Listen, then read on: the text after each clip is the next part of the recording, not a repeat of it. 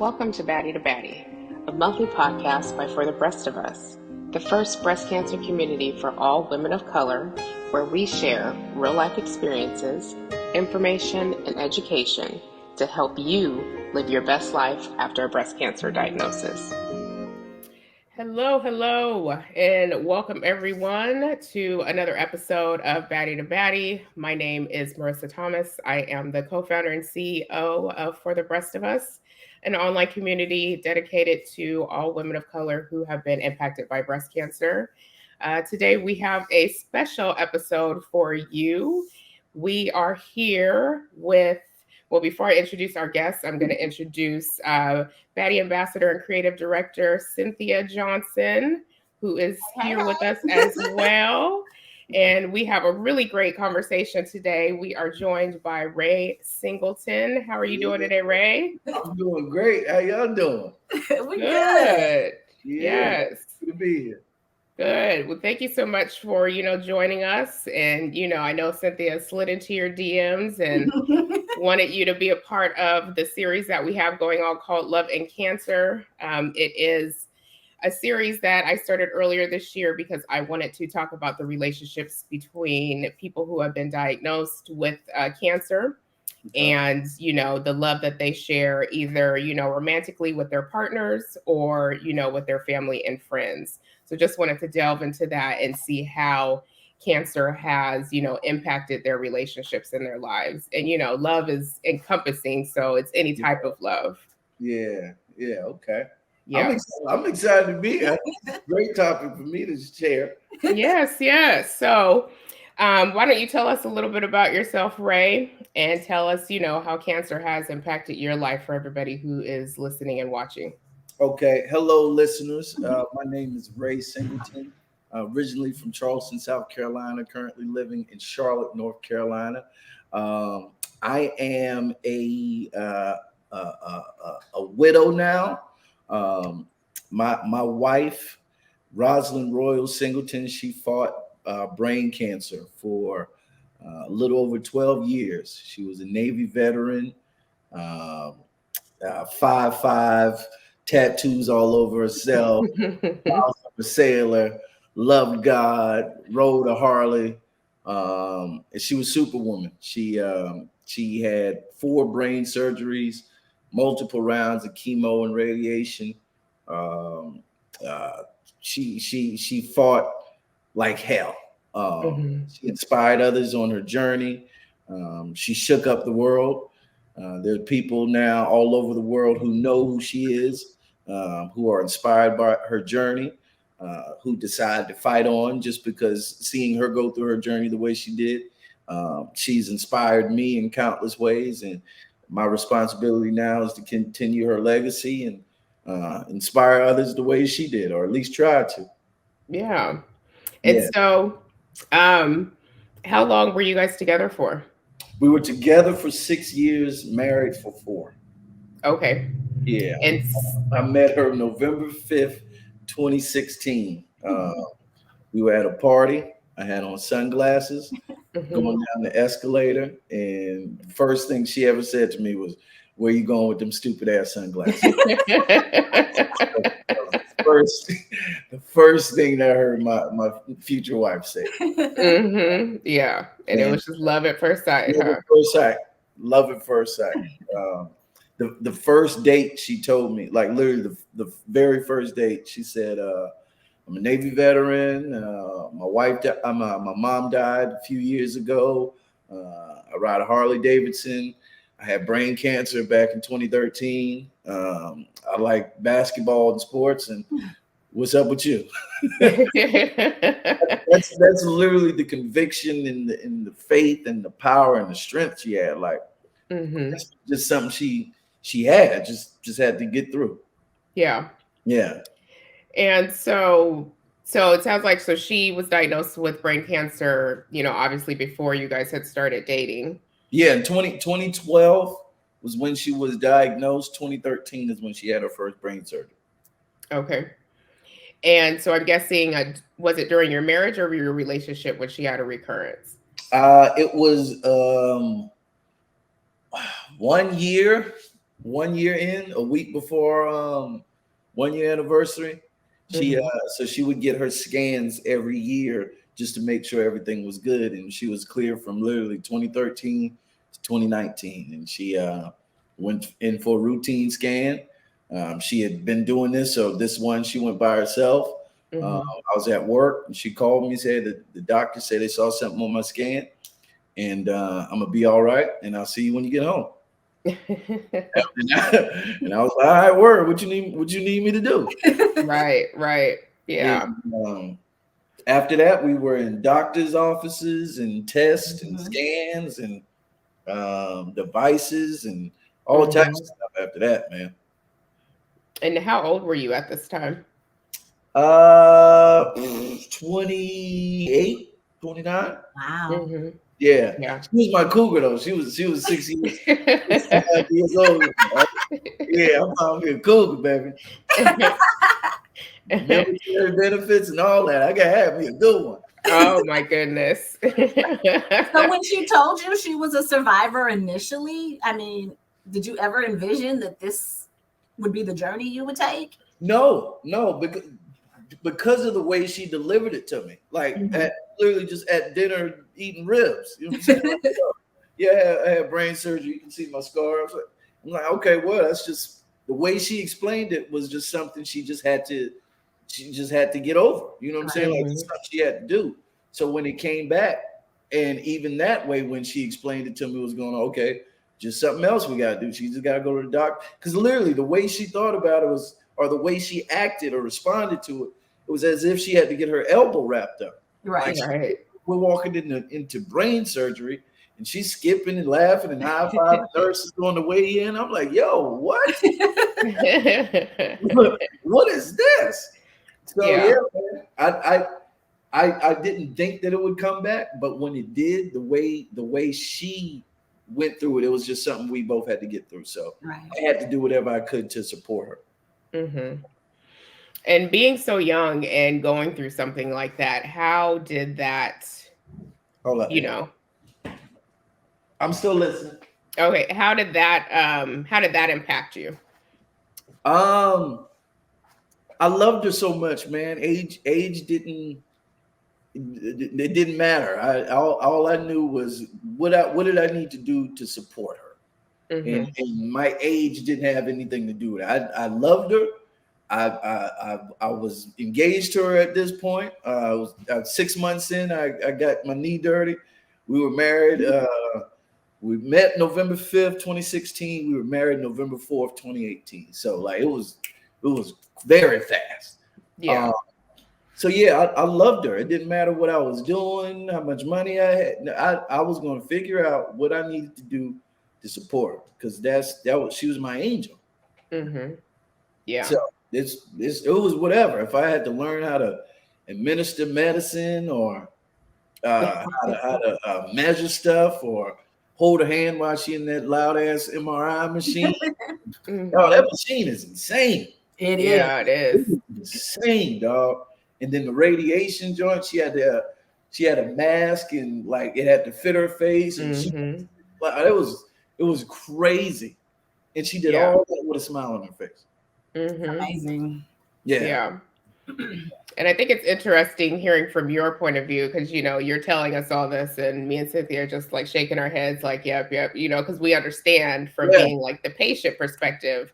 But hearing it from somebody who is coming from the caregiver, or what sometimes we call in our community the co-survivor perspective, is it interesting, just to hear it from your perspective of how that, affected you, or just what you had to see. Yeah, man. Like I got used to being in doctor's offices. I got used to being in waiting rooms. Like you got the actual exam room, and then there's another room, and you got to take your jewelry off in this room and go to and you got to drink the liquid. Like it was crazy. Yeah, it was many things. And the stuff what she had to go through while being here,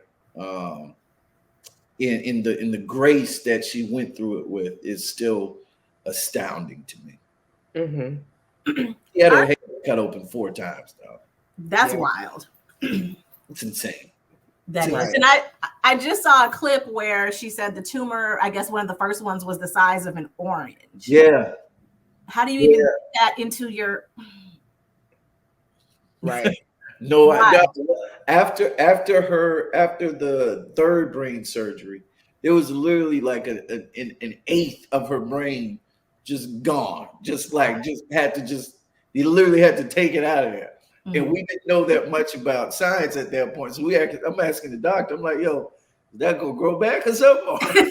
Right. Yeah. Right. No, it's out of there. Like, don't she need that? Nothing about her personality changed. Nothing about who she was changed. She was still talking shit. It's like, and that's the power of God, man. That's the power of God, bro. Yeah. Having an eighth of your brain missing, right? And you can just you still with the best of them. Mm-hmm. So I knew I was in the presence of an angel. Yeah. I bet. Yeah. And so, at what point did you start to notice, and even for Roz, like at what point did you start to notice like the decline? After the third surgery, it got a little rocky because the third surgery she had a scar just like going straight up, but the third one we had to come across, so it ended up being like a number 7 in the back of her head. Mm-hmm. And in between the third surgery and the fourth surgery, because her skin had already been radiated 3 times and cut open 3 times, her neurosurgeon, she's the only person that he's operated on 3 times, the same person. Mm-hmm. So it wouldn't heal, it wouldn't healing back the way it needed to heal. So there would be times where like fluid would build up in the back of her head because the CSF fluid didn't know where to go. So we would have to go into doctor's appointments, and they would literally have to put a needle in her head and drain the fluid out. It was crazy. Insane. It was crazy. She had stitches and sutures. I think that's what they call them and all that. Glue, skin glue. It was crazy. But the question was, when I noticed the decline, the way that glioblastoma multiforme works is that's a stage 4 brain cancer. Mm-hmm. It's very, very, very fast. Mm-hmm. So she drove herself to her MRI on October 4th. And by the end of October, she could barely walk. So like it was very, very, very, very fast. You get slurred speech. Her weight started dropping very quickly. Where the tumor was, she had lost vision in her left side. So like all this, she couldn't see anything. So I had to stop her stubborn ass from driving. She was not trying to hear that. Starbucks and Target all the damn time. Yes, we love our Target now. Yeah, that's all she wanted to do. But yeah, it was unfortunately it was very fast, man. It was I remember a point, we're downstairs and thinking like, yo, she's never gonna be up, she's never gonna make it back up those stairs. Mm-hmm. Like that's a realization that's crazy. Right. Yeah. Insane. Like, because that doesn't cross your mind. No. It just doesn't. Although we know these diseases exist and life is going to happen. It's going to happen. When you at that altar and you pass the saying through sickness and health, you are not thinking stage 4 brain cancer. You're not. Right. Yeah. It's not in your brain. Mm-hmm. No. Yeah. But love is going to keep you through those moments, though. Mm-hmm. That's what you mean. It does. Now, I have a question for you, because I noticed that while you're, talking to us about this, you are a little bit emotional about it. Yeah. And so at what point, or do you ever have these points where it's like, okay, I'm tired of talking about this? No, because because if I don't tell my story, who gonna tell it, man? Right. And I got no problem crying. I got no problem snotty nose. Probably somebody else, that's their problem. I'm gonna get all these emotions out. I'm not gonna let this stuff just build up inside of me to where I can't deal with it no more. No, I gotta talk about it. I gotta continue to keep her name alive, man, because that's a force who deserves to live more than 39 years. Right. Now she will live on forever. Absolutely. Now she'll live on forever. Yeah. And yes. I think that's the perfect example when we talk co-survivorship. Nobody walks this journey alone. Yeah. And you know, the cancer patient survivor thriver kind of is the one who's constantly talking and telling the story, but it's your story too. It's a shared story. And so I'm glad that you have like the platform, the wherewithal, and the want to just get it out and keep sharing about her. Because as you know, the world has fallen in love with you guys. It is insane to even think about that, man. The doors that God opened up for us, the opportunities we had, the lives we were able to touch, the stages he put us on. It's unbelievable. It is, and literally all we did was love on each other. Yeah, man. You know, our community kind of came about because we don't see each other. We don't see Black young women, cancer survivors. And you guys have been very public. I mean, was it something you thought about? You made a conscious decision? How did it come to be? January 6th, the day before her second brain surgery, that was my first brain surgery with her. I had already been documenting, like, just on the low, because I always make videos for but I didn't know if we were going to keep this one close to the chest or not. Right. And the night before, she was like, put up this video and let's tell the people what's going on. And literally, it was like 8 o'clock, January 6th. We walking in that morning, 5 o'clock. You know, they scheduled them damn surgery. Right. Ass crack in the morning. I'm like, what? This what? Right. So we walking into the hospital at 5 o'clock in the morning. And it's hundreds of comments and DMs and all types of stuff. People praying, wanting to know what's going on. So in order for me to, it just got to a point where I couldn't respond individually to everybody who was asking what was going on. I was like, okay, so here's what I'm going to do. I'm going to put all the updates on my page. Don't text, don't call. If you want to know something, it's happening right here. And literally, it grew into something that has been unbelievable. That has changed our lives. It changed my life. And so was that just a conversation that you guys continued on, or you didn't even have a conversation? It was just like, we're just going to continue to keep documenting this and just share it with the world? We're just going to keep it going. And obviously COVID helped with that because with nobody else doing that. Right. Yeah. I mean, I say the same thing for the Breast of Us. You know, we launched For the Breast of Us in May of 2019. And then the pandemic hit, February of 2020. And we were already like 2 steps ahead of everybody else because we were already doing everything online. So for us, it was easy, where everybody else had to pivot and adjust. But for us, we're like, hey, we're here. So I mean, it seemed natural. When we went to Ellen, I used some of the money to buy a camera, and we just started vlogging, man. And we got support literally every day, every week, every post we put up. We launched a clothing brand. People was buying shirts from us. People was buying my music. Roz was doing Mental Health Mondays on her Instagram Live, where she would just set up her phone and people come in and talk and cry. And I now keep that going on. And I've sang at weddings and engagement parties and all types of stuff, man. Yeah. All types of stuff. So it changed our life. I'm so glad we did. I'm so glad that we were able to, or she had the wherewithal to say, you know what, I'm not just gonna fight for myself. I'm gonna show others how to fight. That's what she did. Yeah, that's ultimately what she did. She showed other people, hey man, you can get through life even if death is in your face. Right. And I think it's just also showing the rawness and the beauty of it too Yeah. at the same time, right? Because a lot of us don't get that, that insight. Like whenever they hear cancer, whether that be breast cancer or brain cancer, like they think of one thing, but being able to see what that's actually like. Yeah.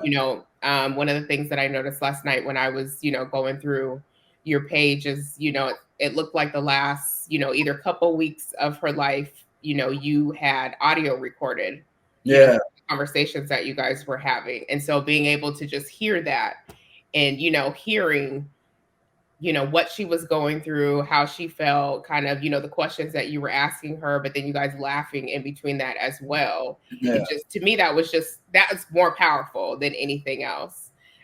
For somebody even just like me, like when I was diagnosed, I met a friend on Instagram. Her name was Christina, and we became really good friends.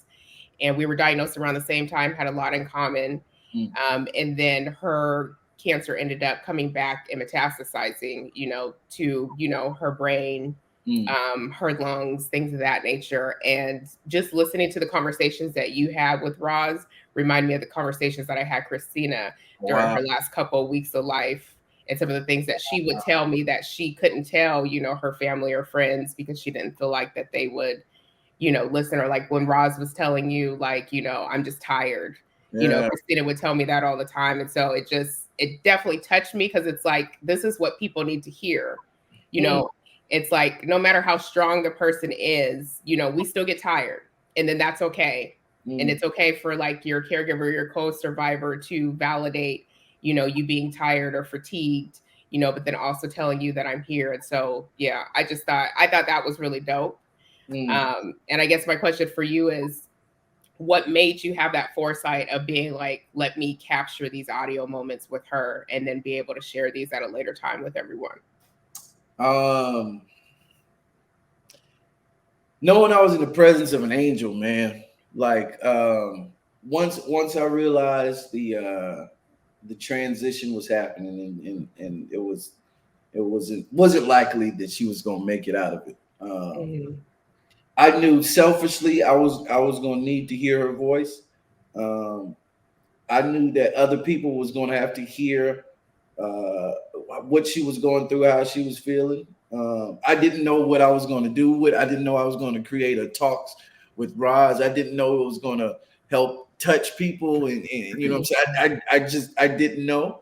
I just wanted to have something of her, man. That the people behind her coming will be able to enjoy or listen or just find out or be nosy. Some people just nosy, man. Right. But if somebody get a message from it, if it touches somebody's life, then I did my job. And that's I feel like that's what God puts us here, man. Like, we're not here living for ourselves, although we got to take care of ourselves and be a little selfish when it comes to loving ourselves. We're not living for us. We got to live to brighten up somebody else's day, to create a better path for somebody else, to show somebody else that you're unique, but you're not alone. There's people who go through this fight with you. There's people who can love you and support them.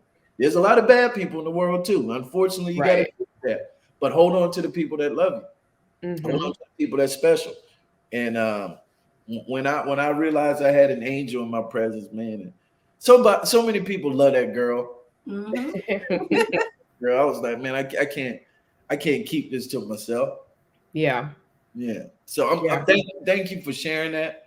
I appreciate it. You just validated why I did it. So thank you for that. Yeah. I loved it. It was dope. I was just like, oh, okay. Again, because for me, it's like, I think once you experience that, you experience a loved one who is transitioning. There's only a few people in the world who can actually understand what that's like. You know what I mean? And it's even kind of morbidly now, especially being in the cancer world, like I can actually tell when somebody's actually getting to that point. But I'm real gentle with also explaining to other people like what point that they're at, because I know a lot of people can't take that in. They don't, too hard. That's hard. Yeah. That's hard. So for me, it's like always, like when I know that somebody's transitioning, always just praying and being like, okay, just let their transition be smooth. And then like, I know Christina's there. And so it's funny because like, whenever I know somebody's getting ready to transition, I always tell her to like open up, her arms and, say hi, have a party with them, welcome them in. No, wow. But yeah, I think it's just interesting just to hear from your perspective and kind of even validating me like, oh, okay, like somebody actually understands that. Yeah. It's rough, dog. And especially when it's the person you married, like your spouse, dog. That like I said earlier, that never is an image in your brain. It Right. just isn't until it's here. Until you don't find out until you find out. I didn't find out how strong I was until we had to go through this. Yeah. I didn't find out that how special love was until I started getting messages from women, and I wish I had the support you gave your wife, or when I was going through my battle, or young brothers sending me messages like, "Yo, you sticking by your wife."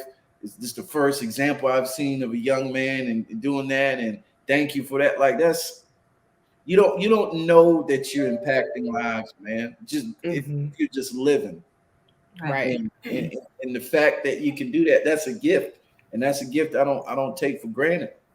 So every opportunity I get to share my story and the legacy of Superwoman, the lady I got to marry and spend my life with, absolutely, man. Let's talk about it. Y'all need to know who she was.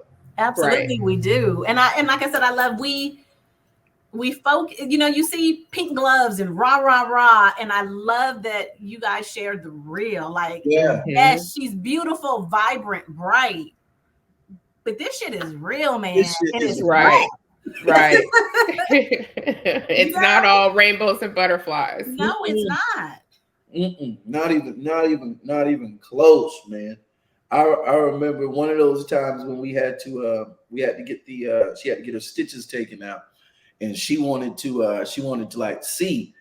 So I'm literally, I got the camera and I'm in her face and I'm like, oh baby, you're doing so well. And I go back and I look at and I'm like, oh yeah, this is and I come back, oh yeah, it looks so good. Oh, it's crazy. You don't know how to react, and you don't know that that's gonna come. You don't know. I hope any listener, I hope you don't have to deal with it. I hope your life is blessed and you don't have to deal with any diseases. But if you do, keep going, man. Understand that people have gone through it. People will go through it, and you got to deal with it. God is still by your side. God ain't never left you.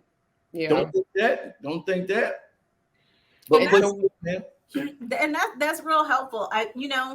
Again, we focus so much on the cancer patient, rightfully so. But again, nobody goes through this alone. I know, of course, you'll say God, but like, how did you power through? How did you take care of you while taking care of Roz? Yeah, It was hard. It was hard. A good group of friends, little THC. Beverages here and there. Music is a very, very big part of my life. I use music as therapy. I'm a singer, musician, so it helps me. And I just focused on her. Lack of a better term, I didn't focus on myself as much as I guess should. And I'm repaying that back to myself now. So I'm eating better. I'm going to the gym. I'm you know what I'm saying, I'm taking care of myself. But in that time, I didn't do that good of a job of taking care of myself. I'm not gonna lie to you. It was shit was rough. It was times that I didn't think I could power through. And that's where I thank God that my village stepped up. Like people around us who loved on us, man. Her friends, my friends, my mom, It was dope, man. So a village is how I power through. Get you a village and tell them you love them. Get you a few friends around you who gonna be down for you, who gonna love you through thick and thin, and lean on it, man. Yeah. I know I always say that, kind of what Cynthia was saying is that even though we're diagnosed, our friends and family are diagnosed too. They're just diagnosed in a different way. Yeah. And so what is it that you would tell men, especially, Black men who, are going through something similar, or their, partner has just recently been diagnosed with cancer and they're trying to learn how to navigate that? The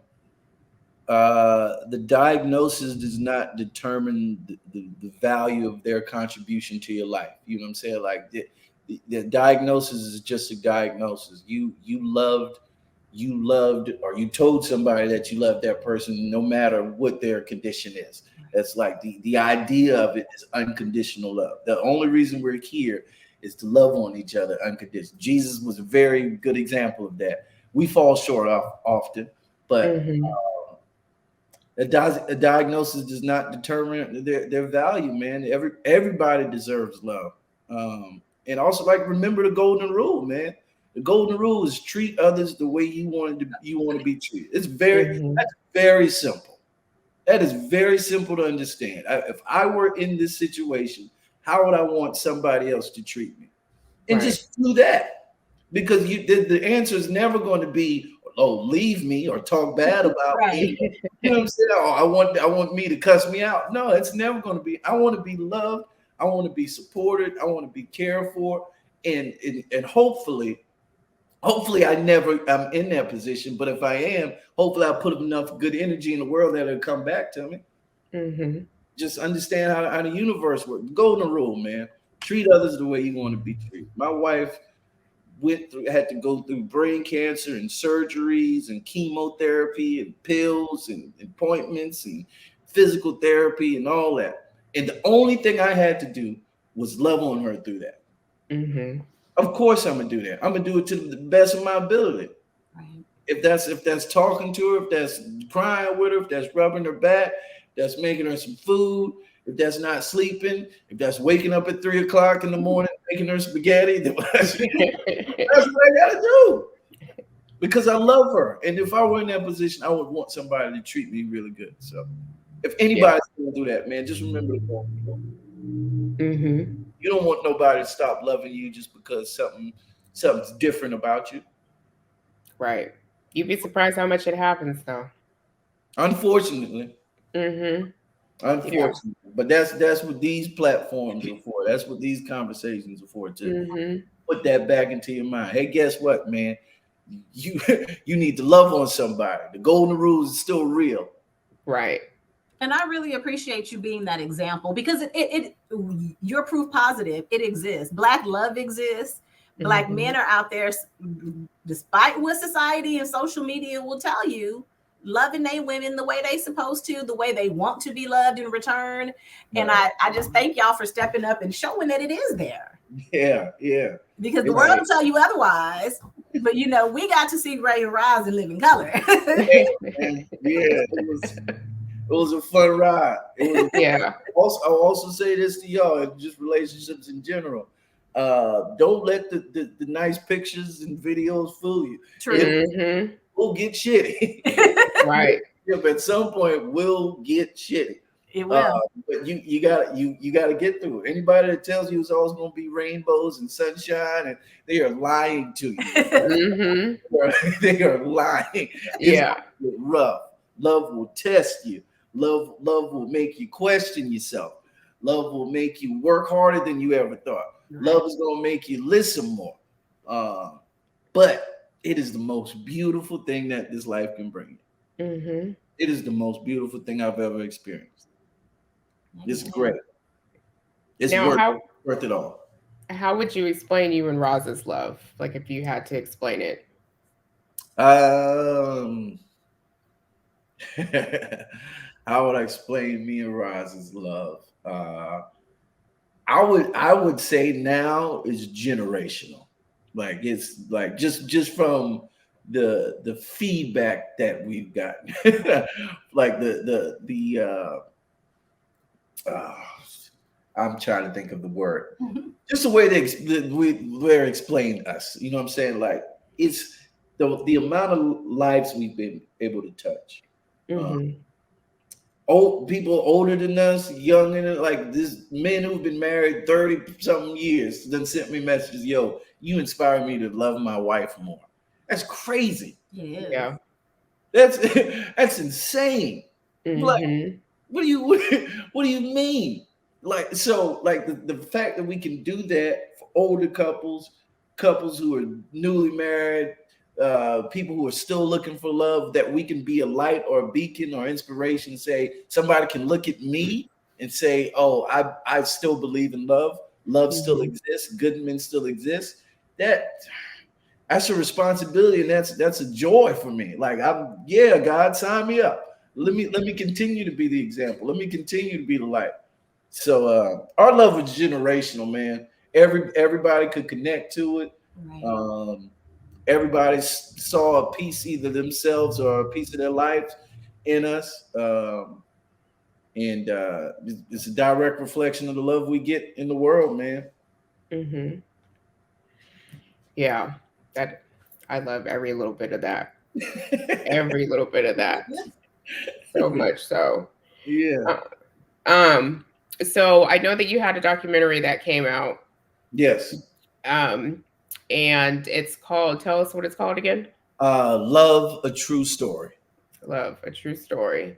Yeah. And so what inspired that, the documentary? One of my best friends, Rudy Jefferson.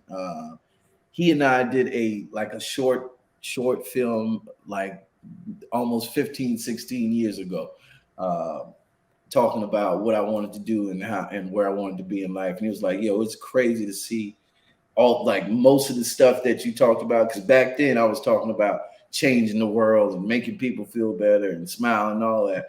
And he's like, yo, look at what you've done. Like, look at what you manifest and look at the work you've done. And Mm-hmm. um, with our story and just the way everything was happening, I knew I needed to document that as well, or at least I wanted to document it, because like it was fresh in the moment, like Right. documenting me first seeing her in a Mhm. casket, which is, oh man. Yeah. Yeah. Cynthia and I were talking about that this morning. Yeah. Yeah, yeah, that was That was powerful, man. Mm-hmm. yeah. Yeah, man. That was that one was rough. That one was, but she looked so good. She did. Mm-hmm. She looked so, I literally I could not be mad. I could not be sad. It's in the way they had it set up. When as soon as you walk into the funeral home, right there.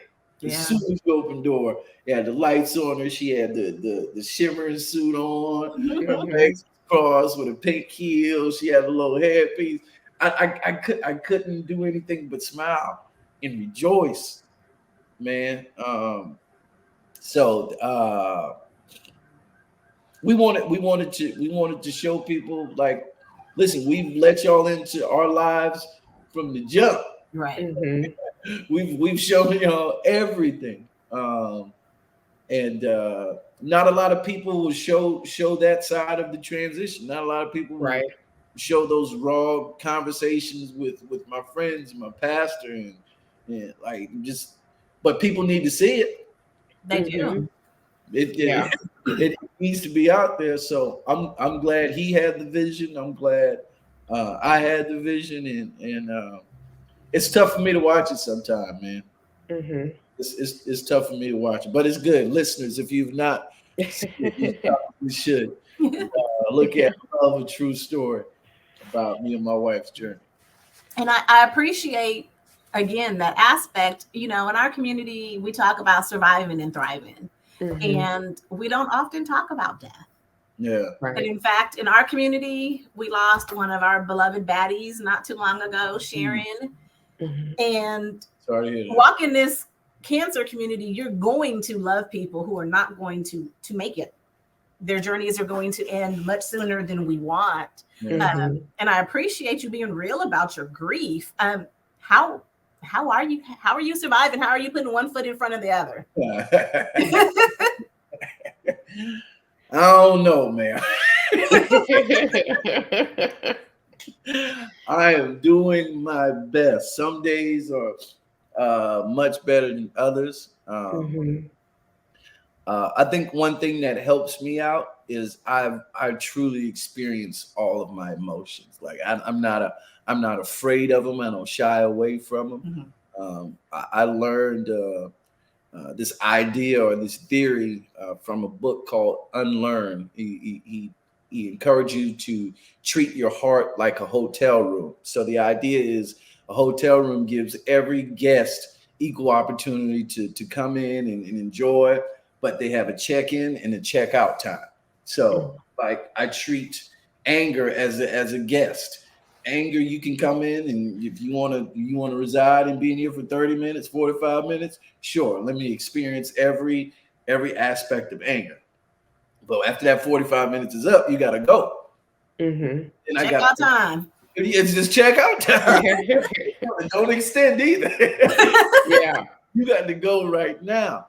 And then I experience, I clean up, and then I make room for joy and happiness and sunshine and memories and these videos and all these damn pictures I got her. Like I just I gotta keep going, man, because that's what she would do if she didn't have, you know what I'm saying? She would keep going. She wouldn't stop. She kept going even with her diagnosis. Right. What's my excuse now? I don't have any. I have a responsibility to now be a light. I have a responsibility to now encouraging others. Life is not easy, man. Life is no life. I'm not the first person to go through this. I won't be the last. Not the first widow, I won't be the last. But my story is unique, and my story can now help inspire hundreds or thousands or however many people. There's people all over the world who know me and my wife.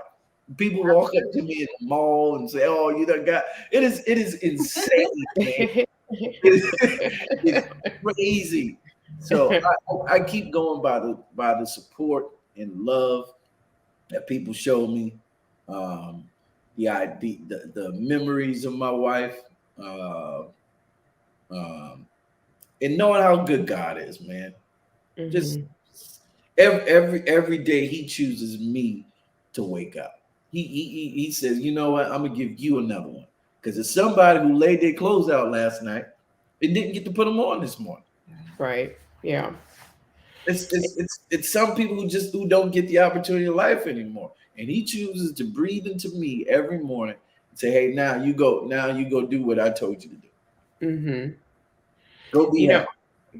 Even speaking of our Baddie, we call our the women who are ambassadors in our community Baddie ambassadors. Cynthia's a Baddie ambassador, and like she was saying, our Baddie ambassador Sharon had passed away.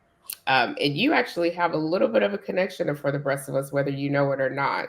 Okay. Because you must have seen the post on our page saying that she had passed away, that she had transitioned. And you had commented on it and actually shared the post. Yes. Yeah, because she passed away a couple of days before your wife had transitioned as well. Which I thought was interesting. I was like, oh, so he does have a connection with us. And we recently launched a special collection in her memory. We're calling it the Legacy Collection. But she always had a tagline that she would always say, and it would say, "In purpose, on purpose, living my best life." And just wanting people to remember that, that we all have a purpose here, whatever that purpose may be. I think people get caught up, especially in this world of social media, of like, you have to have all these followers and you have to do this, and everybody wants to be, a celebrity or, whatever the case may be, but everybody has a purpose. And, I always say it doesn't matter if you touch one person or 100 people, you're still making a difference. Yeah. And, I think Sharon lived her life that way. I know she lived her life that way of, in her community, just the young women that she would help. She was a single mom, making sure that she gave back to the community. And, she didn't care whether she was doing that just in her community or if she was advocating with us and for the rest of us, still made a difference. Shout out to the Baddie Sharon, man. Yes. Yes. So let's have a little bit lighthearted fun before we wrap this up.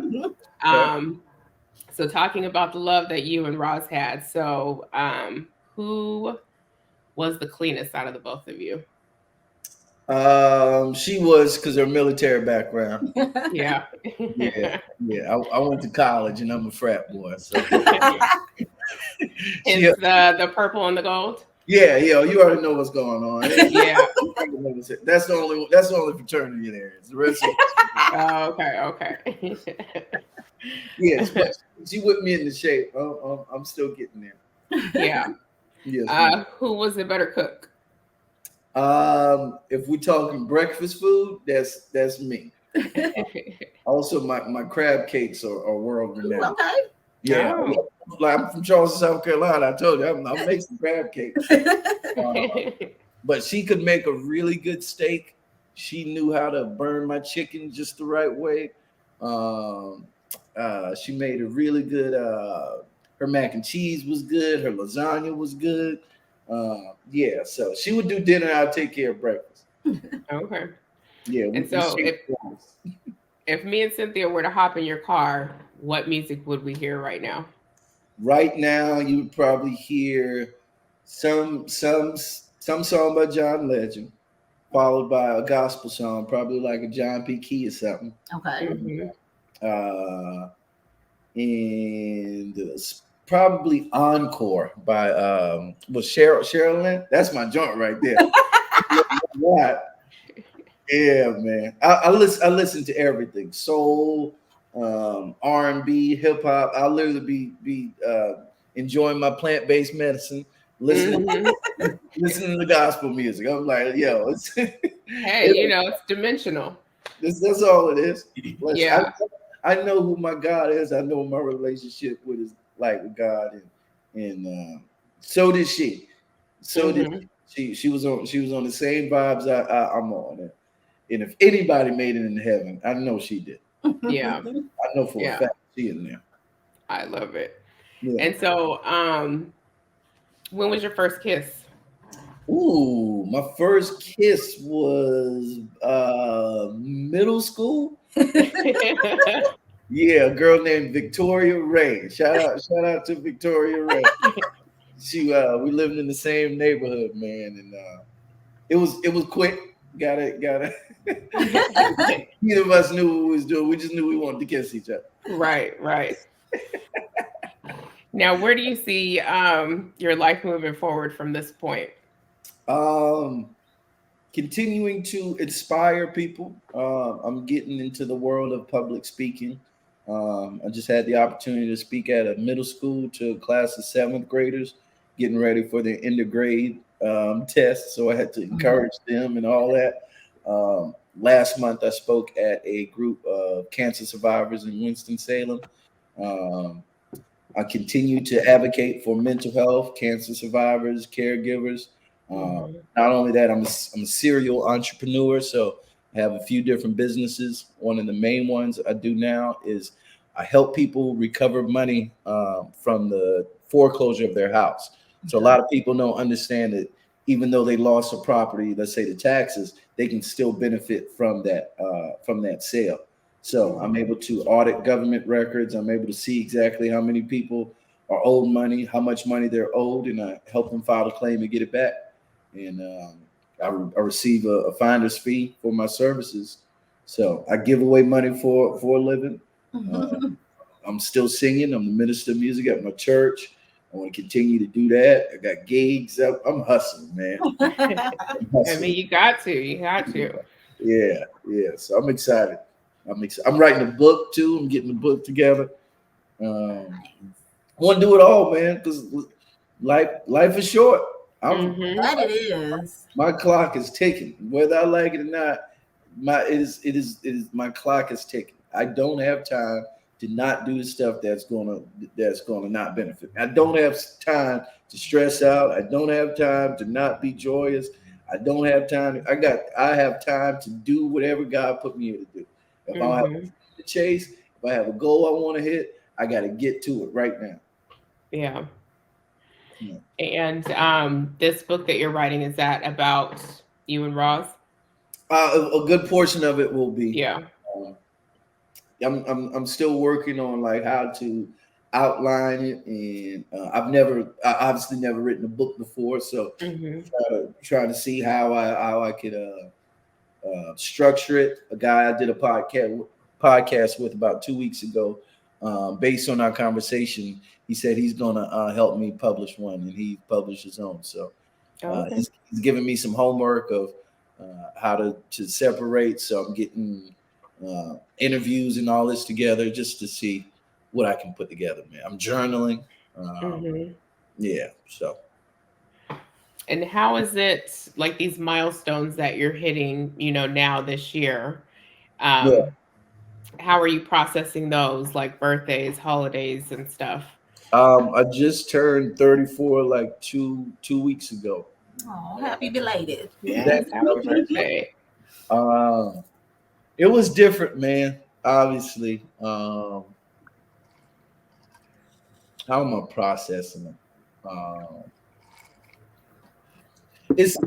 I have very, very surreal moments sometimes, man. I find myself just riding, haven't played music in 20 minutes. I'm just literally in my thoughts. And like, I don't know. I don't know what my life is going to look like. You know what I'm saying? I just don't know. And that could be a good thing or a bad thing. Because I didn't know that I was going to have the opportunity to be on America's Got Talent. I didn't know that we were going to be on Ellen DeGeneres. I didn't know that, but those were great things that were happening for me. So I got to also give myself some grace and mercy of not knowing what my life looks like. Right. You know what I'm saying? I got to also listen, man. Almost everybody out here freestyling. Let's right. Almost every one of us are freestyling. But I find myself in those moments. I'm like, yo, man, you're doing good stuff. You're putting good energy into the world. You're a light. You're a beacon. Like I feed myself positivity. I say good things to myself, and that just cultivates good energy around me, man. Positive energy is gonna bring positive energy. God ain't never let me down, and the Bible says He won't. So if I can continue to keep my relationship strong with Him, He's the creator of all things, man. He's got great stuff in store for me. I just got to stay on my path. I just got to continue to do what I'm doing, and God is going to show out every time, man. Right. Yeah. And maybe that's the lesson. You were saying you don't know what your life looks like. I know when I was diagnosed with breast cancer, I had actually wrote in the middle of chemo. It's just like, I don't know what tomorrow looks like, but maybe that's okay. Like, I'm so much of a planner and so much wanting to be in control of everything. Like, maybe that's okay that I don't know what it looks like tomorrow. And so I think that's how I try to. Place to be. Yeah. That's a place to be. And that's how I try to, some days are, easier than others, but that's how I try to live now. It's like living in this moment, being present in this moment. Because like you said, tomorrow is just not granted to anybody. But I want to at least be able to say that I'm present in this moment. I'm living in this moment. I'm here for the memories so that, at the end of the day, I can say I was there. Absolutely. Absolutely. Man, if y'all don't get anything else from me, listeners, that was the message. Live in the moment, man. This thing is not promised. This might be as good as it gets. This might be as good. So enjoy it now. Find something around you, a person, a thing, something. Find something to be happy about. Find something to have some gratitude about. Because like gratefulness is, if you're grateful over a few things, God, he's promised to give you more. And I'm sure you can point that out in your life. We've been living long enough to, hey man, I was grateful for this thing. I took care of this, and God gave me this. Right. So why, if He did it before, why won't He do it again? Yeah. So do it again, Daddy. Do it again. Do it again, man. Now, I usually wrap up by asking a question to everybody. I'm actually going to ask you both questions. So I usually ask these questions depending on who the audience is or who we're interviewing, but I'm going to ask you both, so you get to be that special interview. Nice. So the first question is, and I want you to finish the sentence for me. Love is? Love is um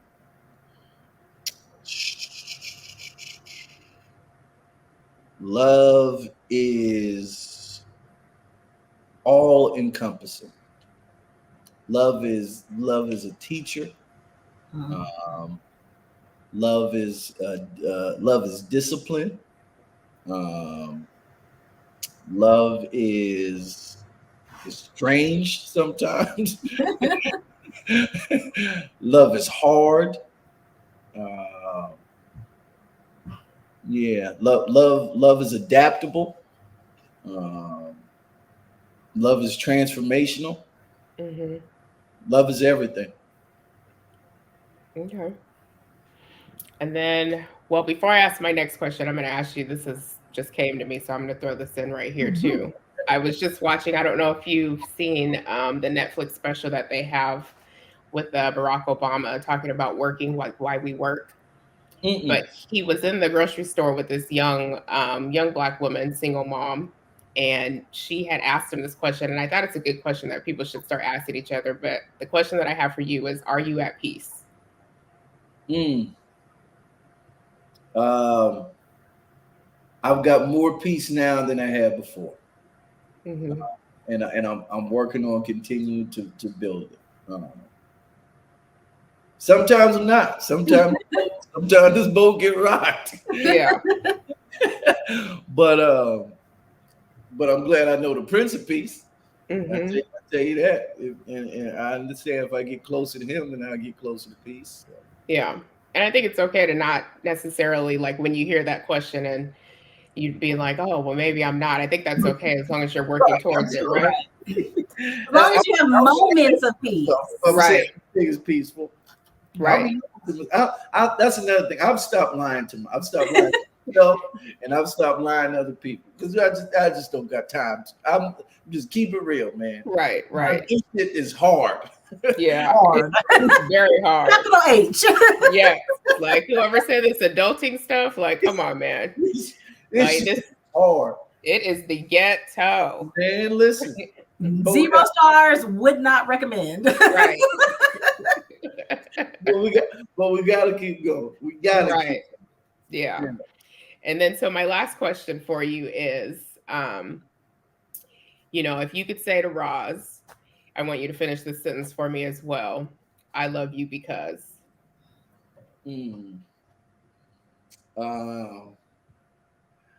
I love you because you made me a better person. Mm-hmm.